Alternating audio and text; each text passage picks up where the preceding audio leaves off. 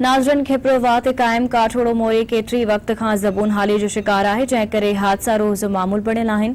उन हवाले सां वधीक तफ़सील रिपोर्टर फिदा हुसैन जी हिन रिपोर्ट में। नाज़रीन, हिन वक़्त असां जेको आहे खाई भरिसां खिपरो वाह ते क़ाइम जेको काठोड़ो पुल आहे उन ते मौजूद आहियूं। हीउ पुल जेको आहे हिन वक़्त मुकमिल तौर टुटी तबाह थी वियो आहे, जंहिं करे कंहिं बि वक़्तु जानी नुक़सान जो सबबु बणिजी सघे थो। हिन वक़्त असां सां गॾु हिते जेके हितां गुज़ंदड़ जेके मुसाफ़िर आहिनि, रहवासी आहिनि, उहे मौजूद आहिनि। अचो त उन्हनि सां ॻाल्हि ॿोल कयूं। ही मोदी ॾाढो ज़बूनार आहे। हिन हुकूमत में न पियो ठहे, हिन हुकूमत में पाकिस्तान खे दुबई करण जो प्लान थियो हुयो, पर ही मोदी असांजी नथी ठहे। एॾो बजट पेश पियो थी वियो, केॾां पियो वञे। असां ॾाढा ॾुखिया आहियूं, असांजा ॿार बचनि थूरे केॾां वञूं। असांजी 28 साल खां ज़बूनार जो शिकार आहे।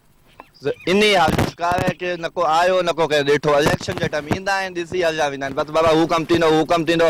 का शइ बि कोन पई थिए असांजे इलाइक़े में, का कमु बि नथो थिए। न को वज़ीर आला सिंध खां इहो ई मुतालबो कंदासीं त असांखे हीअ मोरी जो मरम्मत कराई, मोरी ठहिराए ॾिनी वञे। मोरी तबाह लॻो पियो आहे, हिनखे तक़रीबन मरम्मत कंदे 20-25 साल थिया आहिनि। अॼु बि मोरी ख़राबु लॻो पियो आहे, हिते रुॻो नुक़सानु पियो करे। ॿ टक किरिया आहिनि, हिते को ठहियो ई कोन्हे अॼु ताईं। न को ॾिसणु आयो, को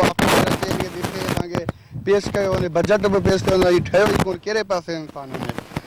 आधी हालत आहे, हुन पटरी जे पासे मां अचो, हुन ॾे हालत लॻो पियो। हिते रस्तो ई को कोन्हे मोरी खां टिपण लाइ। इहो मतिलबु ॿियो असांखे नथो खपे नमूने हालत ॾिसनि, मोरियूं ठहिराए ॾियनि।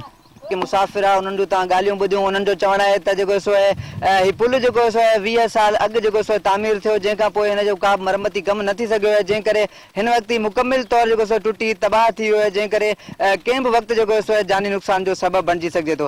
हिननि जेको तक जे चूंडियल नुमाइंदनि ऐं सिंध सरकार खां इहो मुतालबो कयो आहे त जेको मामले जो नोटिस वठी फौरी तौर जेको हिन पुल खे ॿीहर तामीर करायो वञे, त जीअं जेको जानी नुक़सान खां बची सघिजे। कैमरामैन दाऊद हुसैन मरी सां गॾु फिदा हुसैन मरी।